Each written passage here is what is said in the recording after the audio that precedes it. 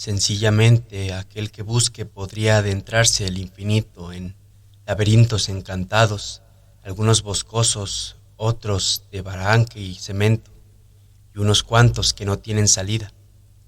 Cuando empezamos a indagar en el significado del diablo en el territorio. Pero, ¿cuál realmente es el nombre de esta entidad? ¿Cuál de todos los diablos que conocemos o que nos han hecho creer y nos enseñan? ¿Cómo buscarlo y cómo saber quién es realmente? Nos lanza la duda, la vivencia de que el diablo, Lucifer, Satanás, el maligno, es una manifestación proteica en la cultura regional. No hago revelaciones, no detallaré, solo anunciaré las incontables prácticas estéticas y sociales que alrededor de este personaje se despliegan, de relevancia tanto para la geografía humana del paisaje cultural como del patrimonio material e inmaterial del territorio. Si, para empezar, nos adentramos en todas sus señales y presencias, encontraremos al diablo del mestizaje, aquel nacido en América tras el ruidoso y letal encuentro de culturas. Sin duda, Satanás, Satanael, Lucifer, el diablo, absorbieron sus antepasados en todo territorio, tomaron desde su poder hasta la simbología para heredarlos y reproducirlos. El sociólogo o el filósofo podrían asegurar por sus métodos. Hallazgos semejantes y distintos se pueden conseguir bajo una línea antropológica.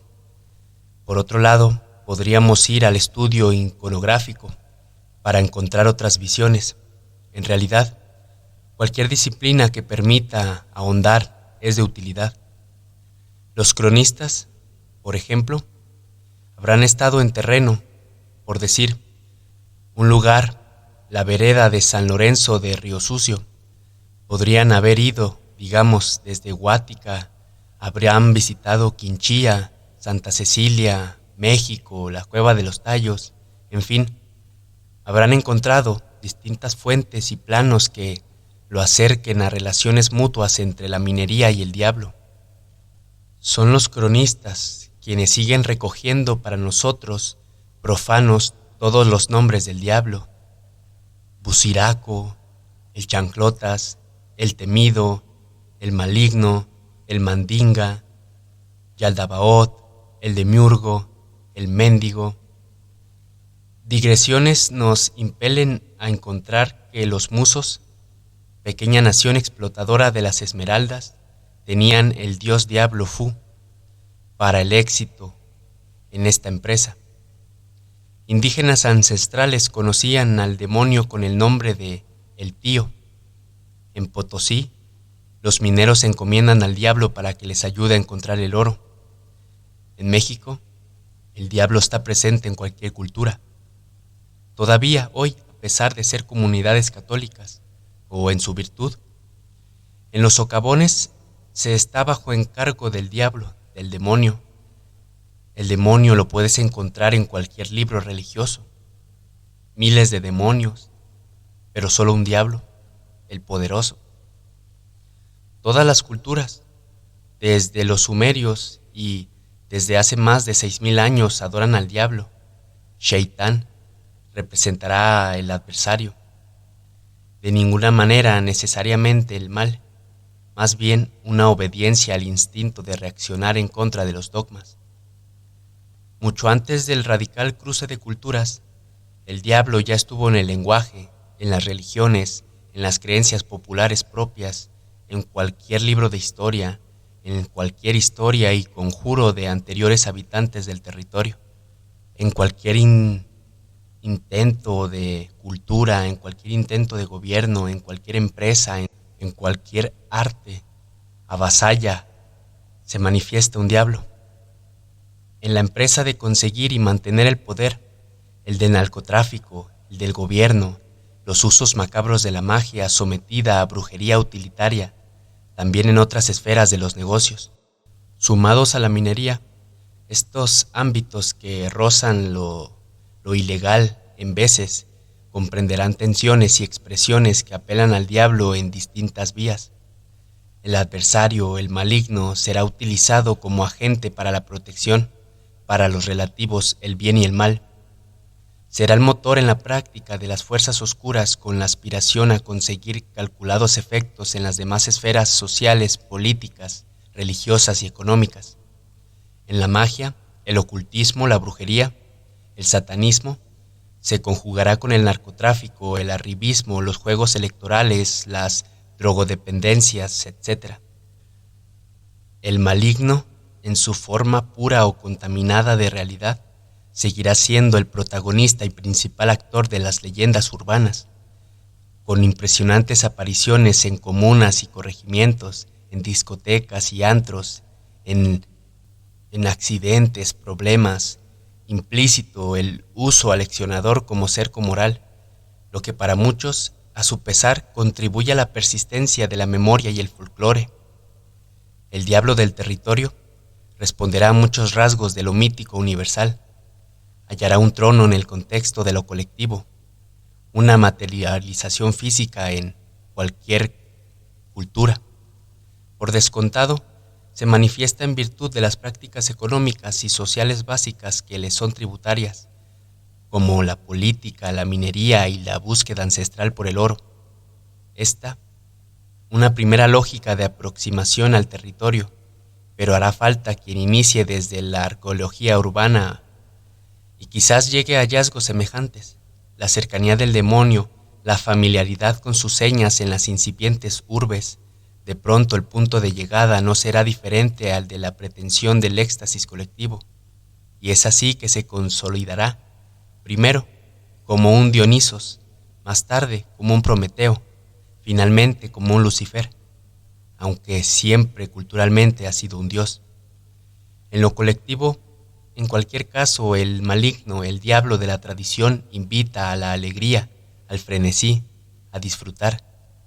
El diablo preexiste y existe en la región, en el paisaje, en las creencias de sus pobladores ancestrales y en la práctica ritual, en relación con la agricultura, la iglesia, la minería y la protección de la muerte en el socavón. Como he dicho, pero incluso en las relaciones familiares y sociales y en la ritualidad como en la iglesia. El demonio y los arquetipos han sido acogidos. Se ha otorgado a los habitantes del territorio la energía, la vitalidad, la vida, una fuerza universal. Es el diablo de la humanidad infante, el diablo jocoso, alegre, bondadoso, que despierta los gestos básicos de la narración oral, los pregones que dan forma a un cierto literatura folclórica.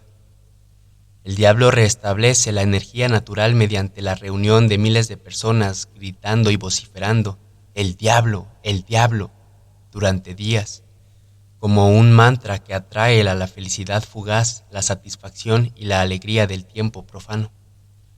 Pereira, como sitio de cultos paganos, la tribu quimbaya, que morará en nuestro suelo, tenía como culto especial el conversar secretamente con el diablo, según lo cuenta Fray Pedro Simón. Aparte de dicho culto, parece que no tuvieron deidades específicas para su adoración. Facetas míticas del diablo del Carnaval de Río Sucio, libro del ensayista y político caldense Otto Morales Benítez, de tapas rojas y preciosamente ilustrado con simpáticos dibujos del diablo. Es un monumento al lenguaje oral y a la poesía carnavalesca, relativo a la figura del diablo mestizo. No es un ensayo ni un tratado académico riguroso, sino la síntesis sobre dos improvisaciones hechas en Bogotá y Medellín sobre las fiestas populares. Fue en Zaragoza donde el abuelo escuchó hablar de Marmato por primera vez.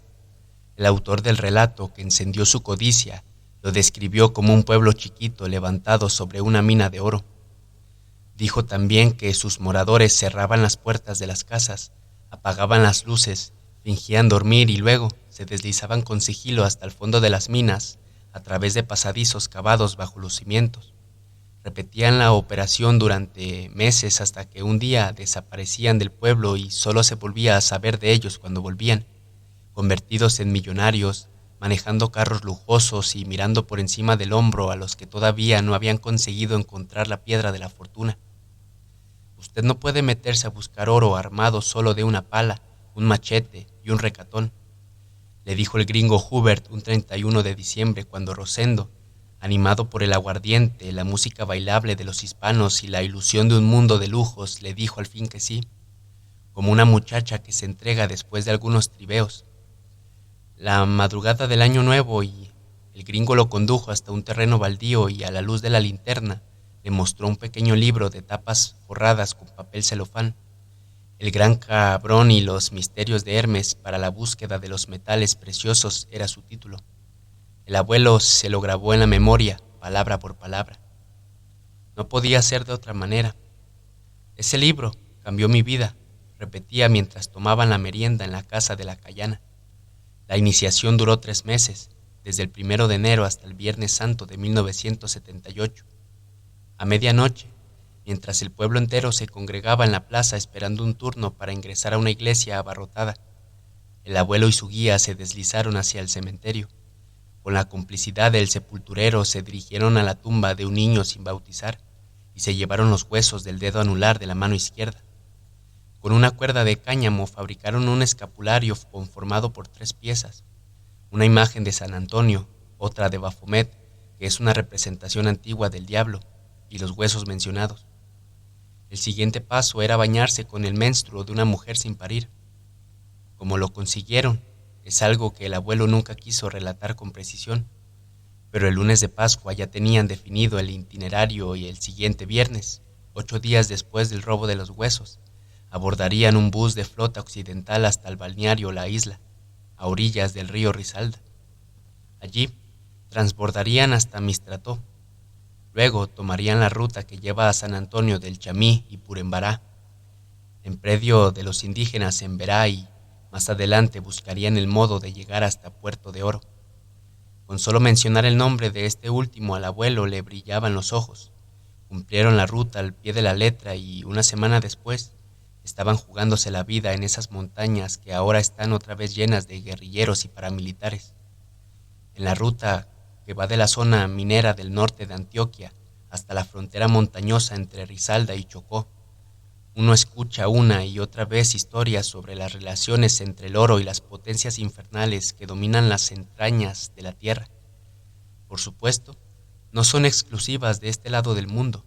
Se conocen desde hace miles de años en las tierras de aluvión en África o en las desiertas mesetas del Kurdistán, en la ruta del oro del oeste norteamericano, en México y en lo más espeso de la selva brasileña. En los relatos infantiles, las cuevas donde resplandece el mineral están custodiadas por duendes, gnomos y pequeños demonios. Para conjurarlos, la codicia humana tiene que atravesar toda suerte de pruebas y ni aun así los mortales pueden estar seguros del cumplimiento de sus deseos. La brujería hoy se enseñorea de la ciudad. Las huestes de magos urbanos recorren las asfaltadas calles de nuestros villorios en un trasegar diario de tristezas, alegrías, envidias, amores y desamores. Conseguir trabajo en la ciudad requiere cada vez de más sortilegios y el hambre vuelve a un segmento creciente de nuestra sociedad en tremendos magos, brujos que tienen que recurrir a prácticas cada vez más insospechadas y magistrales de ocultismo para sobrevivir. Ocultismo en las esquinas, en los callejones oscuros y los lugares que parecieran no existir, de los que solo te das cuenta en el momento del atraco cotidiano. La cotidiana alquimia de nuestra mafia de cada día ha logrado en 20 años lo que no pudieron en más tantos otros alquimistas célebres por siglos: convertir el plomo en oro para comprar el plomo que les garantizará tener más oro blanco, negro y amarillo, respaldados y encubiertas por las túnicas de los grandes brujos de cuello blanco que, a fuerza de repetir como un manto sagrado el mismo rezo del desarrollo social, nos han engañado, embrujado y hecho de nosotros zombis que los enriquece a costa de sangre, sudor, lágrimas, baños de ruda y unas cuantas telenovelas, pan y circo por los siglos de los siglos. Amén. No es de gratis que la televisión pública esté plagada de brujos, magos y gurúes que venden el nirvana en frascos de a 50,000 pesos, 2 por el precio de uno. La brujería hoy se enseñorea de la ciudad. Lo primero que uno debe de tener en cuenta, si tiene la voluntad de enfrentarse al demonio, al maligno, es que no se trata de simbología, ni de metáforas, ni de una sublimación del lado de la oscuridad de la humanidad. Nada de eso. Estamos hablando de una entidad real, terrible y poderosamente capaz de torcer el destino de una persona o de una comunidad. Si el exorcista no asume eso como una verdad, está condenado de antemano. Satanás ronda en la roca, en las cavernas minerales, desde su hondura abismal, destruye todo lo que toca. Nuestra poca voluntad, con su malicia infernal, y allá en su averno fatal nos condena y nos enroca. Satán anida en la piedra, nadie ni Dios lo arredra, su maldad jamás reprime. Si nuestra alma fulgura, él la hunde, en la negrura y con gran hazaña la oprime. La Ley 133 de 1994, que reglamenta la libertad de culto en Colombia, expresamente dice en el artículo 5, no se incluyen dentro del ámbito de aplicación de la presente ley las actividades relacionadas con el estudio y experimentación de los fenómenos psíquicos o parapsilógicos, el satanismo, las prácticas mágicas o supersticiosas o espiritistas u otras análogas ajenas a la religión. ¿Y qué? Es el talante local. Pero ¿por qué algunos pastores luciferinos de territorios vecinos se indignan por la supuesta exclusión que plantea este artículo y hacen revuelo en prensa y buscan atracción? Sin embargo, no es así con todos los adoradores del diablo que viven en el territorio. Como quiera que más bien para estos, el no considerarse una religión, el no pretender de personería jurídica les hace más fieles a la verdad del adversario. El diablo, el maligno, el Dios, en su sentido teórico se entiende todavía hoy a partir de la tradición, esto es, de acuerdo con la regla del catolicismo y el cristianismo en general. Pero los juegos del diablo le permiten deslizarse proteico otra vez entre las manifestaciones más diversas y en muchas dimensiones teológicas, así como estéticas, una vertiente literaria, un género de rock, el rock metal. En todas estará siempre, como pretexto, el antagonismo original, la lucha con el adversario contra el dogma, y derrotar al enemigo requiere de muchísimo conocimiento.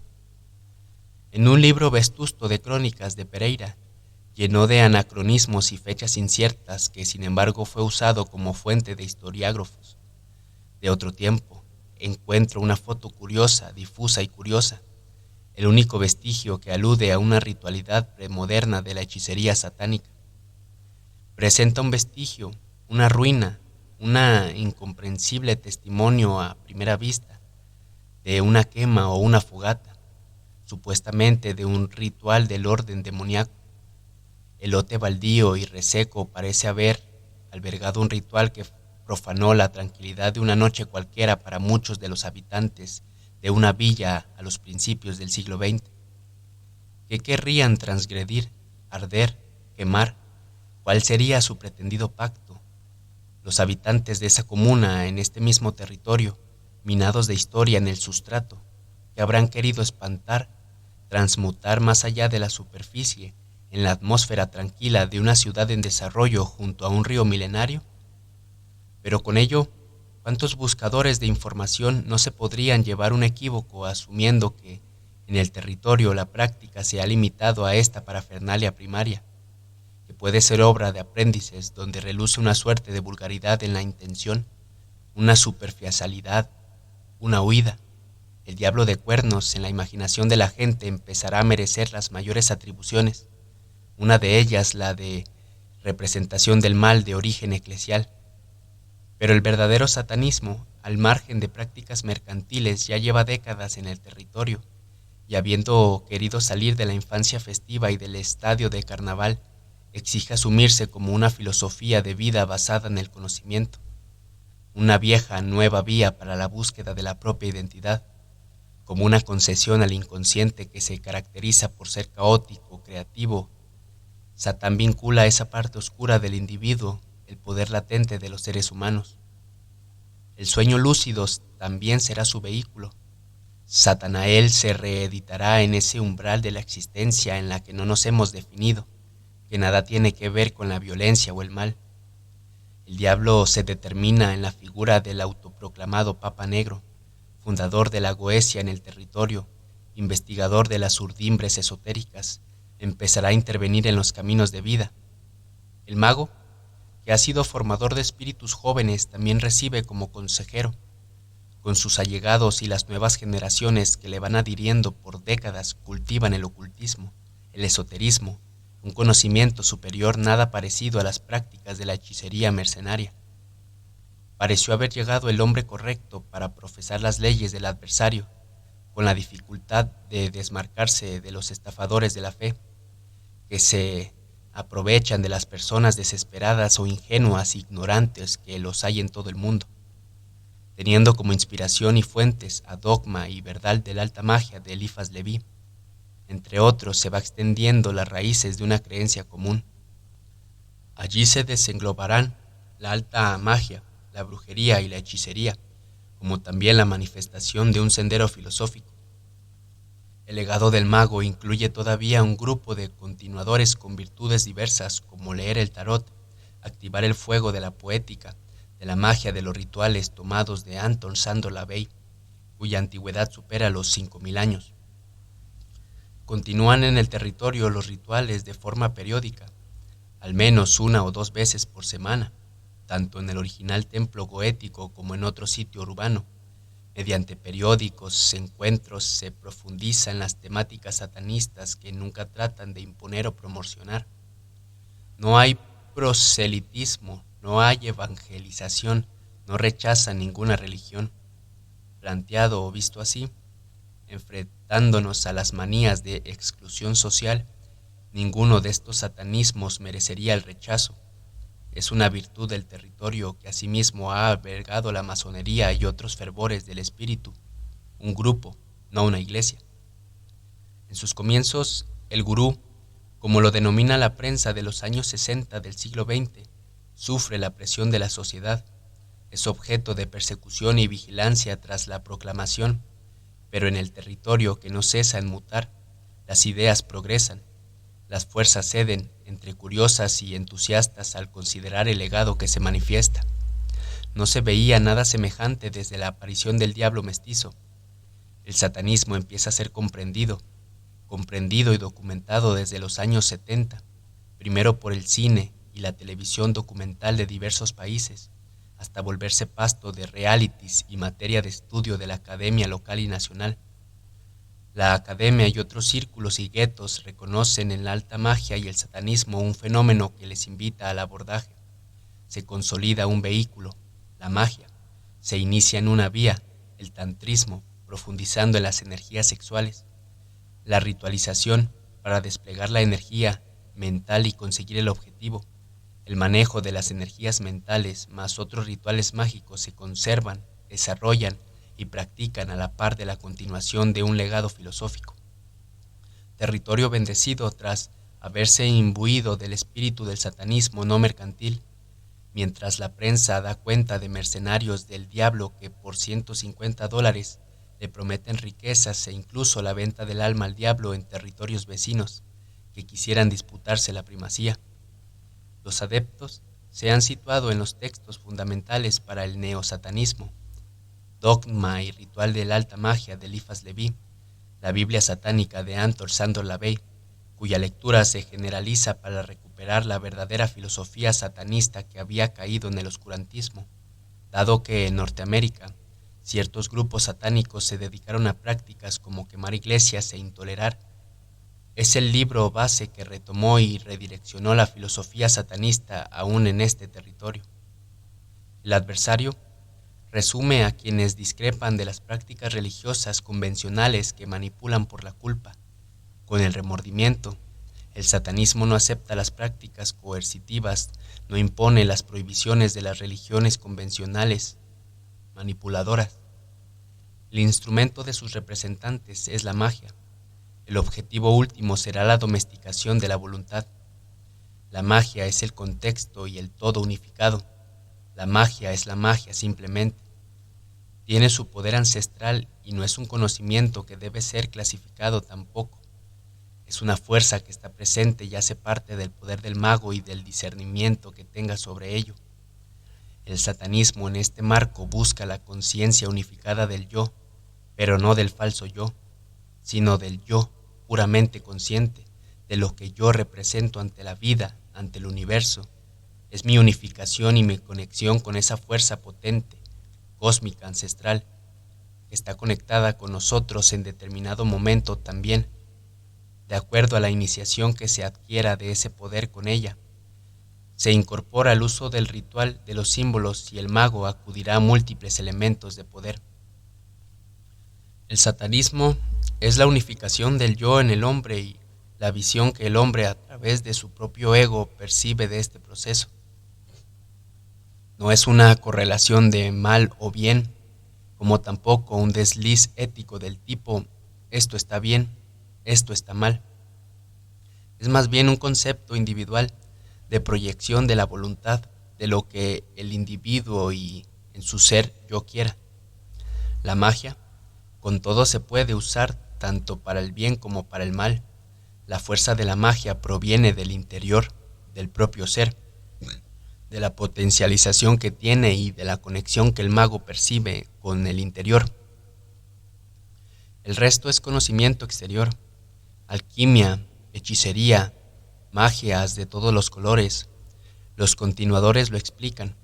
La conciencia del yo unificado se da en el momento en que menos se espera. Está latente en el interior hasta que ese conocimiento se manifieste a través del despertar de la conciencia interior. Con el yo empieza la conexión, con esa manifestación que siempre estuvo adentro, como llegar a la fuente. También a través de la visión y del sueño, como una coalición mediante la que se puede hacer posible la manifestación de esa fuerza en la que se determina el satanismo. Además de la Bey, se dialoga con los antiguos escritores como Poe Baudelaire, Lautremont. Con algo más de un año de diferencia de la creación de la iglesia de Satán en San Francisco, el enviado fundaba el templo goético en Pereira. Se estaban gestando las bases del neosatanismo contemporáneamente con las revoluciones culturales del occidente posmoderno. Donde antes había un territorio sustentado de antiguas prácticas de chamanismo o brujería, diversas y solipsistas para consecuentes con la cosmovisión anterior al cruce de culturas, aparecería un satanismo con un nivel de sofisticación tal que incluso no reñirá, sino entroncará con la tradición, reconociéndole las poderosas fuentes de los ancestros indígenas, sus cultos nocturnos estelares. Pero con el Papa Negro hay un punto cero. Se interpone a la intuición mágica llana, el papel transformador del conocimiento, de juveniles e incipientes prácticas provocadoras hacia la Iglesia Católica, atendiendo a las dictaduras de la época y la trama social y el conservadurismo propios del crepúsculo del siglo XX, de actos transgresores bajo la consigna de atacar los ideales del adversario. Se evolucionará, se desembarazará de esta molestia que genera el catolicismo hasta declararlo irrelevante frente a los objetivos planteados con la alta magia o los conceptos de la magia superior que anuncian otro nivel de conocimiento. La transgresión es un acto para repeler los agentes invasores de la mente, necesario, pero el neosatanismo irá más allá, se consolidará en tanto desarrollo de la alta magia de los rituales cabalísticos, los rituales crowleyanos de la Bey, de sus dos libros mencionados, y desde sistemas ritualísticos creados por el mismo Goethe. Contacto con la corriente de la magia telémica, aún más antigua, en la que el mismo Lavey se basó. También es asimilada a la de Crowley, más compleja, un compendio más amplio que incluye lo cabalístico, la magia, el estudio del árbol de la vida, los sefirotes, la geometría. Lavey tomó de él la loción de voluntad, haz lo que tú quieras, que llegaría a nuestro territorio como el imperativo categórico del neosatanismo. Acudimos a la magia, pero desconocemos la trascendescena de la labor que el mago libra para mantenerse en conexión. La finalidad del mago es encontrar parte de su propia esencia. El mago se convierte en un imán. Es un ser lleno de conocimiento. Quienes son afines a ese conocimiento perciben y sienten la fuerza en ese otro ser que les puede ayudar a evolucionar. No hay idolatría. A veces el consultante ni siquiera se da cuenta de que está siendo ayudado por un mago. Puede sentirlo, pero basta con estar en conexión. Así puede ejercer su poder sobre él. El mago interrumpe la lectura del tarot. El acto acarrea amenazas. Por eso mismo dejará de hacer lecturas a particulares, especialmente por terceros que se beneficiaban de esas lecturas, tan precisas, tan acertadas, que de una u otra forma alcanzaron a desatar fuerza en el territorio. Con la primera misa negra, el líder se concede un gesto publicitario. Tal publicidad del satanismo, acto irrevocable, fue una apuesta a aseverar que este territorio era una meca del neosatanismo. Como vinieron se fueron las voces de inconformidad social y religiosa de parte de la ciudad y de la nación. El diablo sigue, con el tridente adelante. Las aguas se calman. Se siguen compartiendo las afinidades por ciertos arquetipos y por la magia. Pero el camino del mago es solitario, es individual, y cada quien lo desarrolla en su propio nivel de conciencia y a su propio nivel de experiencia mágica. Es su tarea íntima. Es la otra cara del legado. La magia, poder mutable y expansionista que continuamente se está nutriendo. Con el advenimiento del neosatanismo, el territorio extrañamente vibra distinto a otros lugares. En este territorio hay una energía inclasificable, chispeante, electrizante, una ganancia histórica irreversible. En ese territorio se resguarda uno de los mayores descubrimientos para la hechicería universal, el esqueleto del diablo, el arquetipo de todos los arquetipos, que llegó a manos del Papa Negro, custodio en manos de los herederos del mago, puñado por los demás símbolos, en su recámara Baphomet, Mefistófeles, Cali-I y demás señales de la Goecia. Si quieres encontrar al diablo, debes ir a lo más profundo de tu inconsciente. Allí también encontrarás a Dios. Después comprenderás que ambos forman la unidad y que por encima de ellos está el vacío que es la totalidad. El día que comprendas esto, habrás iniciado el camino de un verdadero buscador. La primera misa negra en Sudamérica. Relato de una misa negra y un matrimonio satánico. Llegué al santuario tántrico. Vi un recinto forrado en tela negra, al fondo de un símbolo tibetano de meditación, representando la voluntad humana en aspecto positivo y dibujado sobre blanco con la forma de 8 tridentes geométricamente dispuestos. Debajo del símbolo, un cubilete de madera forrado en tela para sentarse el oficiante o el gran gurú. Más abajo el cuerpo de una mujer desnuda para oficiar sobre ella, sin emplear la fría losa de un altar. Y a un lado los objetos necesarios para el rito, que mucho demoraba en comenzar mientras los hermanos formaban el semicírculo para esperar al gurú y agitaban incensarios de cobre desde los cuales salían nauseabundos olores, para que los demonios en el espeso nubarrón de perfumes escogieran los elementos benéficos para su materialización. El decorado del templo da a aquel un aspecto de misterio, dramatismo y brujería, como el que relatan los historiadores cuando hablan de los aquelarres en París y Londres, donde se invocan a Artemisa, Astarte, Dioné, Melusina y Afrodita, mientras en tono a la hoguera se cantaba: Eco, Eco, Azarac, Eco, Eco, Somelac, Eco, Eco, Gananás, Eco, Eco, Aradá. Y comenzado la ceremonia, 2 jóvenes, el de distinguida posición social, ella, de clase media pero con estudios universitarios y próximas a ser profesional en medicina, contraerán matrimonio en el rito satánico. Los hermanos están sentados ya, tienen túnicas negras y forman la cadena magnética, mientras reina un silencio absoluto para que ingrese el oficiante. se coloque en medio del recinto, sople a los 4 puntos cardinales, cruce los brazos sobre el pecho, haga con sus dedos el signo del macho cabrío y tome asiento adoptando una posición especial para pronunciar la fórmula evocatorio que se repite durante 3 veces. Satán, Padre nuestro, Emperador de los infiernos, enaltecido sea tu nombre. Húndenos en los eternos y profundos círculos de tu reino, donde el hombre, olvidado de Dios, se recobre al fin de sus miserias.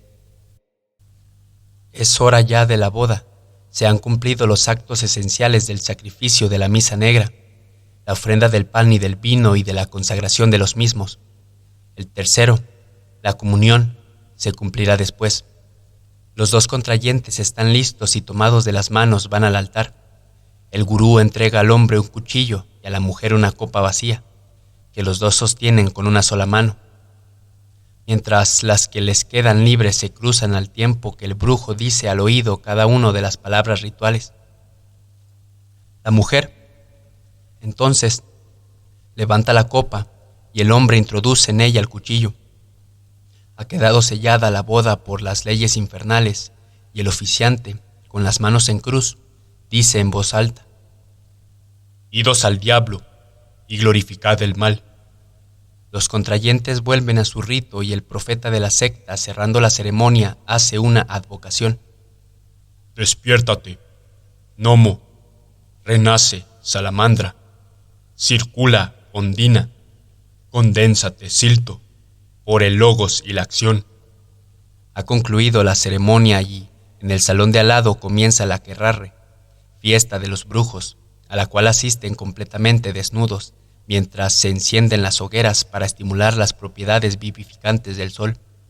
Pero no es una orgía, me afirma el gurú.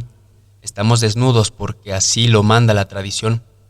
Nosotros, agrega el gran brujo al cronista, que ha recibido la gracia especial de no despojarse de las vestiduras, pues simplemente se le considera como invitado sin derechos, no obligaciones. Sostenemos que la experiencia de los sentidos es estéril si carece de significado religioso, y estamos desnudos para ratificar ese concepto. Parece increíble. En Pereira hay más de 20,000 brujos, según revelación del gran gurú de la secta de los adoradores del diablo y el templo tántrico que aquí funciona, se rinde culto al temido personaje con el cual se asusta a los niños para extinguirles el buen comportamiento. El hecho de que Pereira sea una ciudad diabólica por excelencia llevó a un grupo de productores de cine a desplazar hasta ella un equipo completo de camarógrafos con los cuales se filmó un cortometraje que será exhibido en teatros de Latinoamérica y luego en Europa, continente en el cual está más difundida la religión del dios cornudo. Definiciones del escritor ocultista y mago Héctor Escobar Gutiérrez, líder del neosatanismo. Según la interpretación tradicional y corriente, el satanismo ha sido considerado como un culto obsceno, cargado de erotismo y dedicado especialmente a la práctica del mal. Nada más inexacto. La adoración al dios con cuernos fue la religión primitiva del hombre occidental. Siglos antes de que el cristianismo apareciera en la historia y su culto estaba asociado a los ritos de fecundidad y a la búsqueda de un conocimiento más acorde con el comportamiento del hombre. La razón de este pensamiento religioso puede estar comprobada históricamente mediante el estudio comparado de las mitologías, las leyendas y el folclore de los pueblos antiguos. En su versión moderna, el satanismo implica una toma de conciencia profunda y una racionalización sistemática del inconsciente colectivo. Es también un conocimiento mágico y psicológico de las vivencias ancestrales del ser, en aquellas zonas mentales donde tiene su asiento la vitalidad instintiva. El desconocimiento de estos fenómenos inconscientes es la causa de la angustia y la mayor parte de los traumas que padece en la actualidad el hombre civilizado. Y esto es debido a las represiones y los tabúes que inhiben desde adentro su libre comportamiento en sociedad. El satanismo moderno presupone una actitud ética superior en la cual lo que se denomina el mal debe ser conocido y transmutado en los valores de un verdadero bien. El saber iniciativo se obtiene mediante un esfuerzo ininterrumpido de la voluntad y de la inteligencia. que le permitirán al hombre armonizar las contradicciones dialécticas que se ve abocado en el devenir de su existencia. El mal como fuerza destructora no existe en la naturaleza. Es el hombre quien ha alterado las leyes de la vida, abusando de un poder que desconoce. Para justificar esta ignorancia en el ser humano, ha atribuido a Satán la causa de sus males. El demonio en sí no es ni bueno ni malo, es una potencia mediadora que hace que el hombre evolucione o degenere, según el uso que haga de su libre voluntad. La imagen de un diablo pervertido y pervertidor solo existe en las mentes de quienes no reconocen la presencia de lo positivo y lo negativo en el orden de la naturaleza, y que se obstinan en afirmar el bien, desconociendo el mal como un factor necesario dentro de las leyes cósmicas que rigen el movimiento de la vida en nuestro planeta. Cuando me hablaron del diablo, o mejor, de su representante en Pereira, no puedo negar que sentí un escalofrío en toda la columna vertebral. Recordé a mi abuela y sus historias de brujos, duendes, encantadores y demonios. En sus narraciones, al diablo se aparecía a los arrieros unas veces disfrazado de pelandusca, otras de gigante ciclopeo, fumando tabaco, y algunas más de niño perdido en las trochas, buscando una mano amiga de que lo protegiera. Desde el antiguo Egipto se conocen prácticas para canalizar la energía sexual, que es muy poderosa y permite desplegar la energía mental de una manera especial. El neosatanismo abrirá paso de un modo sutil, armonizado, al específico ritualismo de lo femenino, no a aquelarres o inverteras orgías, como invita a pensar la imaginería popular, sino como parte del uso de la magia para el empoderamiento sexual. Es una de las continuidades que las nuevas generaciones de neosatanistas hacen del legado del gran mago en el campo del sexo tántrico, por un lado, y una estética, una proyección de la imagen derivadas por otra. El tantrismo siempre ha sido un medio de ascensión espiritual, a través del sexo, y el neosatanismo, en manos de su líder, lo desarrolló y compartió y llegó muy alto, sin ser nunca practicado contra de la integridad física ni mental de las personas. La magia y la consolidación del yo no son caminos en principios solitarios, quizás por la exigencia encontrar la propia individualidad, la unificación del yo en la conciencia. Más tarde, el tantrismo exige la energía colectiva y la magia se comparte. El camino fue trazado cuando el gran mago Ibate practica sistemáticamente el tantrismo durante un gran periodo de su vida. Los rituales de magia sexual, cuya finalidad es la potencialización de la magia misma, así como de ese poder para un propósito. Allí, la mujer habrá de contemplarse como el vehículo para ese propósito, la sacerdotisa escogida o que súbitamente por acción de la química suscita en el ritual para practicar con el adepto los rituales de la magia sexual. Determinativamente importante es hasta hoy la presencia de la energía de la mujer, de modo que la pareja involucre toda su potencia. No hay nada más íntimo que la sexualidad y no existen rituales de exposición. Es la experiencia privada de cada practicante que busca la corriente más afín a su propio camino. Sofisticación del tantrismo, ropaje para la transmutación de la energía sexual en la cópula con fines mágicos. Inician las misas en las que transfiere el saber tántrico, en principio más un experimento de parte del Papa y humanista en el acto de legar a huevos iniciados. Se consigue un proceso de fundamentación de alguna manera mítica, amplía. Los nuevos adeptos entienden que no hay una etiqueta de que es satanismo. Se sigue en principio el método de exploración de lo oculto. A continuación, en virtud de las doctrinas del Lavey y del hacer la voluntad, la mujer se posiciona como altar. Profundizar en telema, seguir a Crowley, conocimiento de las deidades que provocan la potenciación de lo femenino, acercarse a la madre de las abominaciones, rituales femeninos que la emancipan, la postulan para hacer su voluntad. El cuerpo, el templo del humano, que se viste y se desviste, que lleva al adepto a donde quiera ritualizar este mensaje, es comprendido por las nuevas generaciones que se filtran en las corrientes mágicas. Las prácticas mágicas son un atavío y juego que acompañará a la exploración y el conocimiento de todas las religiones y sectas. Hay un intercambio con la sinfología nórdica, se depura la magia telemática con el propósito de potenciar todo lo que pueda hacer una mujer desde sus talentos, lo artístico, lo mágico, desde la parte ideológica, energética y práctica. Los propósitos del neosatanismo en su diversificación son de beneficio personal para conseguir un cambio de la propia visión de mundo o en tanto preparación para tomar decisiones, en ningún caso como podría creer el incauto para hacerle daño a nadie. Se aprende a recorrer los senderos de manera que se complementen. La magia no admite mezclar todos los caminos al unísono. Se parte de las raíces para perpetuar el diálogo. Exigencia en las prácticas, fuerza mental para evitar confusiones o saturación mental y para darle continuidad en el tiempo. Pero es necesario no perder de vista que en los países cristianos, o que lo fueron en otros tiempos, la fe religiosa y la vida popular forman una unidad comparable a la del alma y el cuerpo. En las regiones donde esta unidad se conserva todavía, el folclore no es una supervivencia curiosa de una época pasada, sino una manifestación de la vida actual que reconoce lo que debe al pasado, prueba de continuarlo y de adaptarlo inteligentemente a las nuevas situaciones. No debe resultar extraño que en el pleno emerger de los nuevos paradigmas tecnológicos y desarrollistas de nuestra época, al margen siendo coincidían sus avances en el encuentro de prácticas que indiscutiblemente parecen ser sustantivas de las civilizaciones primitivas y que además son socialmente aceptadas.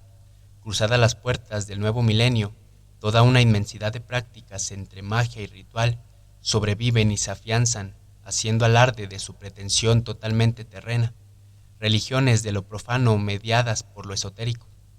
Muchas instituciones religiosas han observado con una exactitud cuasi policial entre la resignación, la alarma y hasta el escándalo, como el fenómeno de la nueva religiosidad popular se imbrica y prospera, haciendo gala de un desinterés por los asuntos de la fe trascendental, aquello de la vida eterna y la salvación del alma.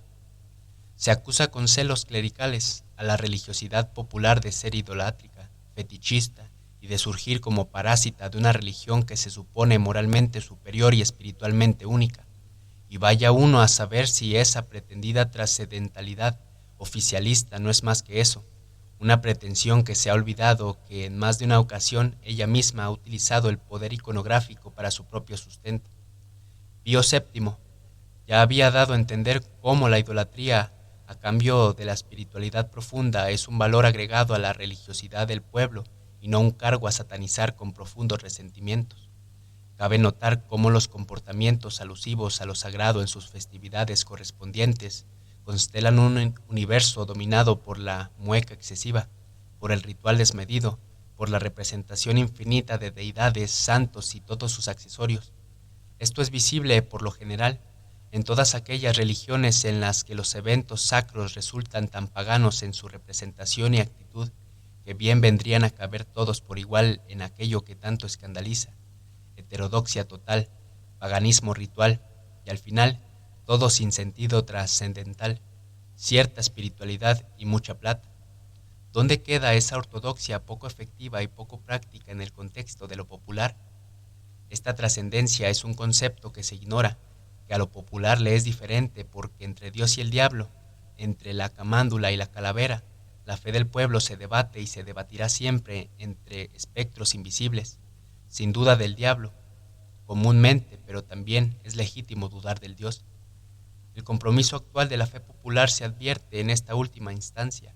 La fe iconográfica es la fe que nos salvará de las llamas y la caldera, la fe que se posesiona en los objetos, la fe depositada en el fetiche.